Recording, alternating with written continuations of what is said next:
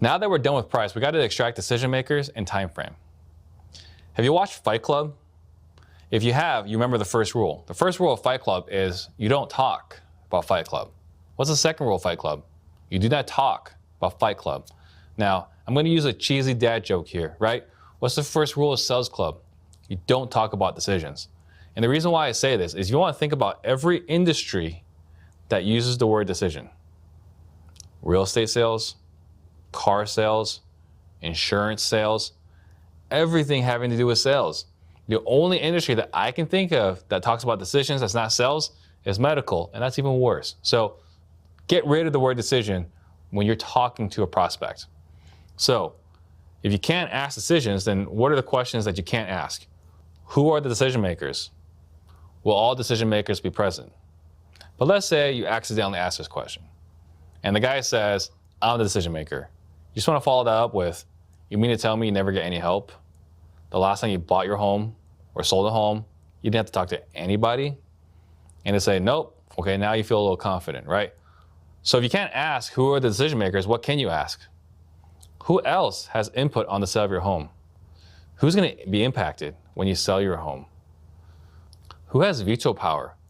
Who would oppose the sale of your home? You think when they answer these questions, you're going to find out who the other decision makers are? And the last one is, I got burned so many times by husbands who said that I'm the decision maker.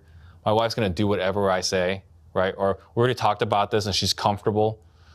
What we want to follow that up with is, you mean to tell me if we agree on price today, you don't even need to call your wife? And if they say, no, of course I have to call her.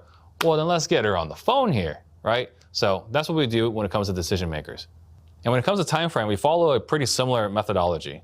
We don't ask the questions because they're ready for it. How soon were you looking to move? When do you need this done by?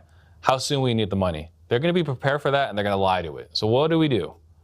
We're going to assume that they've got time, right? Go long, pick a holiday 6 months from now, right? So let's pretend it's summer for you and you're saying, well, you're looking to have this done by like what, Christmas? It's like, oh no, it's got to be much sooner than that. It's like, oh, I'm sorry, I didn't realize.